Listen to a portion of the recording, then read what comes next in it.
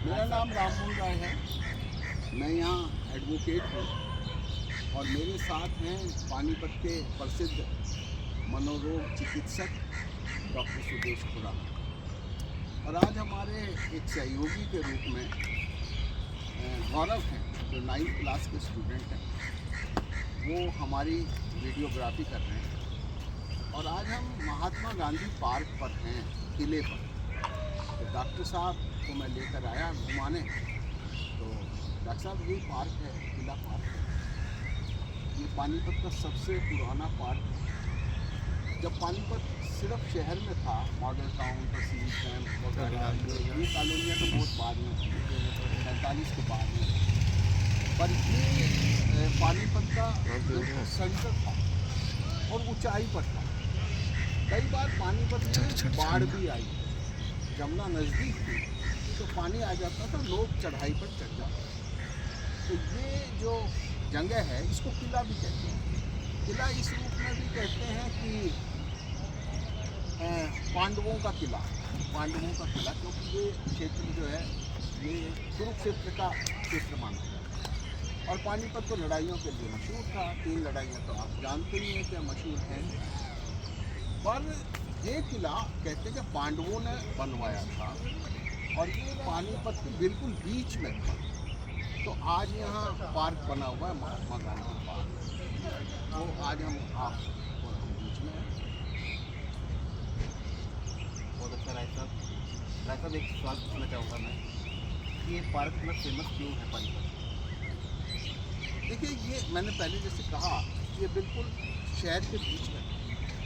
पानीपत में जितनी भी मीटिंग्स होती थी, चाहे अंग्रेज़ों के टाइम में अंग्रेज अफसर करते थे और चाहे आज़ादी के जो दीवाने थे, गांधी जी थे या और कांग्रेस के नेता थे, वो करते थे, वो यहाँ ही मीटिंग करते थे, क्योंकि सबसे खुली जगह यही थी पानीपत। इसके बिल्कुल सामने पुलिस थाना था, बिल्कुल सामने पुलिस थाना। मतलब ये सेंटर ऑफ एडमिनिस्ट्रेशन था उस समय, जब पानीपत की आबादी कुल 30,000 थी। आज तो 10 लाख आबादी। लोग जो घूमने फिरने आते थे वो यहीं आते थे, आज भी यहीं आ रहे हैं। जो शहर के लोग हैं वो आज भी यहीं आ रहे हैं। तो इसलिए पानीपत का जो सबसे मशहूर पार्क है, आज तो इसकी दशा बहुत बिगड़ गई। आज तो आप देख लें, आप इसको घुमाइए जरा थोड़ा चारों तरफ। अब तो इसकी दशा बहुत बिगड़ गई, अब तो बिल्कुल ही जर्जर हालात में। पर उस समय पानीपत का जो पार्क था, एक एक बार था। एक सवाल ध्यान में और आ रहा है मेरा अरे हाथ छोड़ेगा तुम। कि बापू जी की मूर्ति, महात्मा गांधी जी की मूर्ति को यहाँ किस लिए स्थापित किया गया? देखिए, आपको और हम सबको जानकारी है कि 15 अगस्त 1947 को हमारा देश आज़ाद हुआ और उसके बाद यहाँ से जो मुसलमान थे, पॉपुलेशन थी, वो पाकिस्तान चली गई और वहाँ से जो हमारे पंजाब के रहने वाले लोग थे, जिनको आज हम पुरुषार्थी कहते हैं, वो पॉपुलेशन यहाँ आई। तो ये आप समझें कि पहले तो बात ये है कि पानीपत का मुसलमान जाना नहीं चाहता था। वो चाहते थे कि हम तो यहीं पैदा हुए, यहीं मरेंगे। वो तो बाद में गए 1948 के आसपास पॉपुलेशन जानी शुरू हुई। पर उससे पहले जो पंजाबी पॉपुलेशन थी वो आ चुकी थी। तो झगड़े के पूरा देश जल रहा था। और आपको तो ये पता ही होगा कि 15 अगस्त 1947 को जब हमारे देश में तिरंगा फहराया जा रहा था, दिल्ली में आज़ादी का जश्न दिल्ली में मनाया जा रहा था, तो गांधी कहाँ था?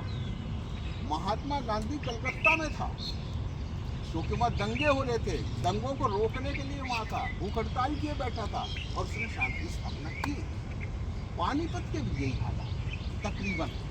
तो उस समय पानीपत के जो नेता होते थे, मौलवी लकाउल्ला होते थे, लाला खेमचंद होते थे, ऐसे बड़े बड़े लोग होते थे। और उसमें हर तबके के नेता थे, हर तबके के इंटेलेक्चुअल थे। मेरे पिता मास्टर सीताराम सैनी जी थे।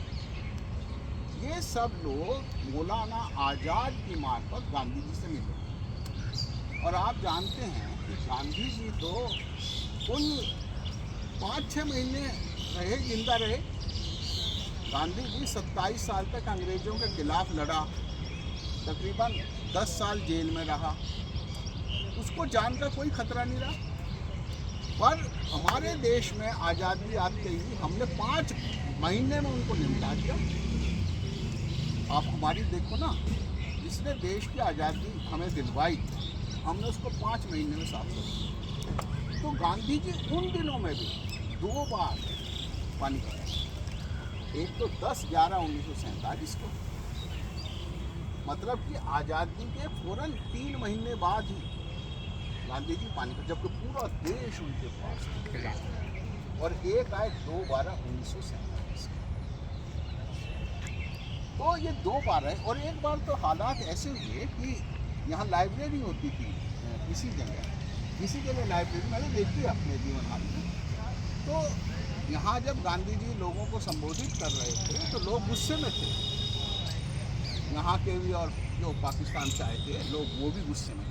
वो गांधी जी को मारने चढ़ गए। गांधी जी का कत्ल यहीं हो जाता। पर एक टीकाराम शकुन थे, पंजाब के थे नेता, बाद में वो करनाल में रहे, कांग्रेस के जनरल सेक्रेटरी भी रहे पूरे पंजाब के, बाद में भारतीय कम्युनिस्ट पार्टी के सेक्रेटरी रहे हरियाणा के, टीकाराम सुकन। वो बहुत अच्छे बोलने वाले थे। गांधी जी को यहीं की लाइब्रेरी में वो ले गए और बंद कर दिया, तो गांधी जी बाहर ना निकले। गांधी जी भी जिद्दी थे, वो बाहर निकल सकते थे। तो फिर टीकाराम शकुन ने 30 मिनट तक लोगों को संबोधित किया, और फिर गांधी जी आए तो गांधी जी ने संबोधित किया। तो इसलिए ये जो पार्क है, किला पार्क, और गांधी जी का स्टैचू लगना, ये स्टैचू भी ये कोई पहली बार का स्टैचू नहीं है। मैंने यहाँ 4-5 स्टैचू देखते हैं अलग तरह से। लोग बड़े शरारती लोग हैं, तोड़ देते थे गांधी जी का स्टैचू। वो समझते थे कि गांधी जी को गोली मार दो तो हमने मार दिया, पर गांधी तो मरा नहीं आज तक। मैंने तो जैसे बताया, मैं अमेरिका गया, पूरे यूरोप में गया, तो मुझे अगर कोई लगा कि हिंदुस्तान की अगर कोई पहचान है तो वो गांधी है। और उन मूर्तियों को खंडित कर दिया, जब बार बार लगाई गई। अब भी आप देखें कि किसी ने होठ पर ही काम किया हुआ है।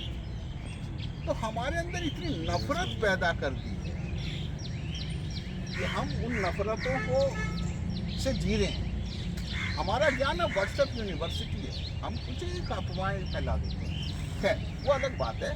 पर ये जगह जो है, ये गांधी की जगह है, और यहाँ गांधी का स्टैचू लगना, आपने ठीक कहा था कि कोई भी खाली जगह होती थी, गांधी जी का फोटो टांग देते, मूर्ति पर लगा देते। आप लोग कहते गांधी जी का लगाते हैं, अम्बेडकर का लगा देते। पर भाई, आप उनके बलिदान तो देखो, उनको समझो, उन्होंने क्या काम किया। गांधी ने देश की आजादी बिना लड़ाई के, बिना मतलब खड़के और ढाल के लड़ाई लड़ी। भगत सिंह के बलिदान को देखो, नेताजी सुभाष चंद्र बोस को, और बाबा साहब अम्बेडकर के बलिदान को देखो। तब हम इन बलिदानों को समेट लें तो फिर अच्छा था। इसलिए आप और हम गौरव के साथ गांधी जी के ऊपर हैं, हम उनको नमन करते हैं, और उम्मीद करते हैं कि लोग व्हाट्सएप यूनिवर्सिटी पर ध्यान ना देकर इतिहास को पढ़ेंगे। अगर इतिहास पढ़ेंगे तो निश्चित रूप से हमें जानकारियाँ मिलेंगी। मैं राम मोहन राय, डॉक्टर सुदेश खुराना के साथ और अपने साथी गौरव के साथ बहुत बहुत धन्यवाद। थैंक यू राय साहब इस जानकारी के लिए। और मुझे विश्वास है कि